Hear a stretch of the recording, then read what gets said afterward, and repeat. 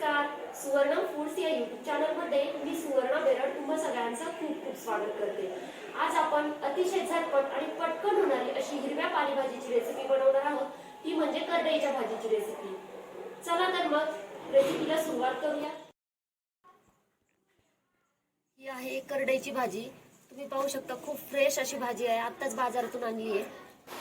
खरं तर ही जी भाजी आहे ही ज्वारीमध्ये खूप छान वाढते. एक गवतच आहे एक प्रकारचं आणि ज्वारीचं जे पीक असतं त्याच्यामध्ये गवतासारखी ही वाढते. परंतु आता जी करडईची भाजी भेटतीये ती शेतामध्ये खास त्याची लागवड केलेली असते आणि ही आज ही करडईची भाजी मी बाजारातून आणलेली आहे. खूप फ्रेश आहे पहा, खूप सुंदर आणि कलर पहा. ही उन्हाळ्यामध्ये अशी हिरवीगार भाजी खूपच छान वाटते पाहायला सुद्धा. आणि आता ही भाजी मी आज बनवणार आहे. तर मी आता सर्वप्रथम ही भाजी निवडायला घेते. भाजी निवडण्याचं पण एक टेक्निक आहे. ही जी भाजी आहे त्याला एक एकच पान असतं, तुम्हाला दाखवते मी.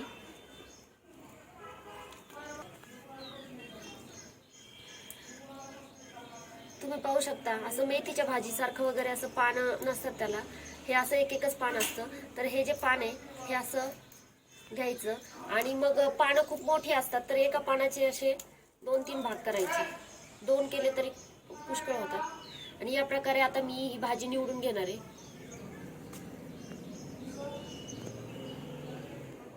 करडईची भाजी निवडून झालेली आहे, तुम्ही पाहू शकता. खूप सुंदर अशी भाजी आहे. त्यानंतर करडईची निवडलेली भाजी मी आता 2 पाण्याने स्वच्छ धुवून घेणार आहे. आणि त्यासाठी लागणारं, भाजी बनवण्यासाठी लागणारं साहित्य आपण पाहूयात. त्यासाठी भरपूर सारा लसूण घेतलेला आहे. छान सोलून घेतलेला लसूण. आता त्याचे मी एका लसणाचे 2-2 काप करून घेणार आहे. त्यानंतर तीळ घेतलेले आहेत 2 चमचे. 2 मोठे चमचे भरून शेंगादाण्याचा ओबडधोबड कूट घेतलेला आहे. भाजलेल्या शेंगादाण्याचा कूट केलेला आहे हा. त्यानंतर चवीनुसार मीठ आणि मिरची एवढंच साहित्य लागतं आणि खूप सुंदर अप्रतिम अशी ही भाजी होते. चला तर मग सर्वप्रथम मी आता 2 पाण्याने भाजी स्वच्छ धुवून घेते आणि निथळायला ठेवते. भाजी 2 पाण्याने स्वच्छ धुवून निथळत ठेवली आहे चाळणीमध्ये. आणि आता मी गॅस पेटवते, कढई तापायला ठेवते. कढई तापतीये तोपर्यंत हे जे लसूण आहे त्याचे मी काप करून घेते. या भाजीला लसूण हा भरपूर वापरायचा आहे कारण लसूण, तीळ आणि शेंगादाणे याने भरपूर छान चव येते. तुम्ही एकदा नक्की ट्राय करा. खूप सुंदर, ज्वारीच्या भाकरी बरोबर तर इतकी सुंदर लागते ही भाजी.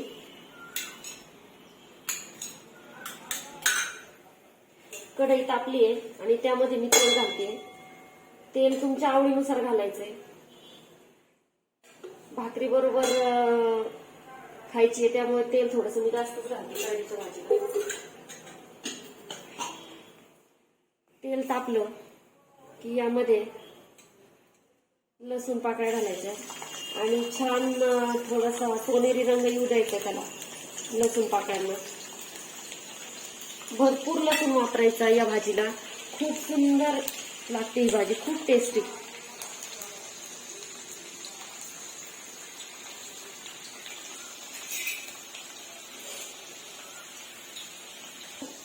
तुम्ही पाहू शकता लसूण पाकळ्या ह्या थोड्याशा सोनेरी कलर आलेला आहे त्यांना. आता मी त्यामध्ये ही निथळायला ठेवलेली भाजी घालते.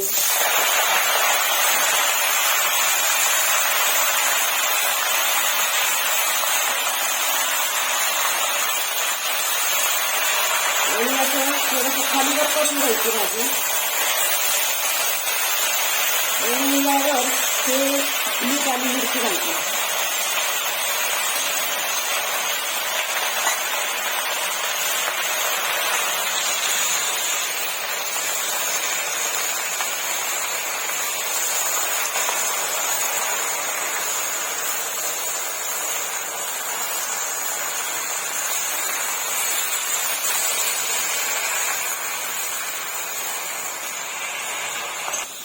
थोडी भाजी परतली गेली की त्यामध्ये हे तीळ घालायचे आणि शेंगादाण्याचा कूट सुद्धा लगेच घालायचा आहे. शेंगादाण्याचा कूट हा बारीक नको आहे, ओबडधोबड ठेवायचा आहे आणि व्यवस्थित हलवून घ्यायचे.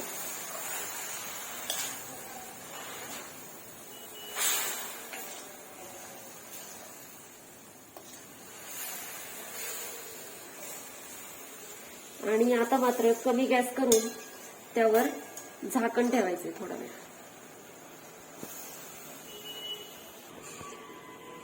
2 मिनिटांनंतर झाकण काढायचे आणि परत एकदा व्यवस्थित भाजी हलवून घ्यायची. झाकणाची तशी गरज नसते, परंतु याची देठ थोडीशी जाड जाड असतात ना भाजीची, म्हणून 2 मिनिटं झाकण ठेवायचे. आणि पूर्ण हे जे पाणी असतं त्या पाणी वगैरे टाकायचं नसतं या भाजीमध्ये. मेथीची भाजी वगैरे आपण रस्सा भाजी करू शकतो, पण ही भाजी काही रस्सा भाजी आपण करत नाही. त्यानंतर हे जे पाणी आहे ते आटू द्यायचे आणि त्या पाण्यामध्येच ही भाजी शिजली जाते. आपली करडईची भाजी तयार आहे. आता मी गॅस बंद करते आणि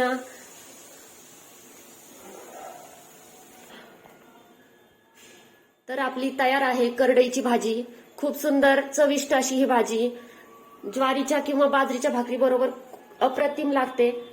तुम्हाला माझी ही करडईच्या भाजीची रेसिपी कशी वाटली हे कमेंटद्वारे नक्की कळवा आणि नक्की ट्राय करून पहा आणि मला सांगा की कशी वाटली तुम्हाला माझी ही रेसिपी जर आवडली असेल तर आपल्या मित्रमैत्रिणींना शेअर करा आणि आपल्या सुवर्णम फूड्स या YouTube चॅनलला नक्की सबस्क्राईब करा. धन्यवाद.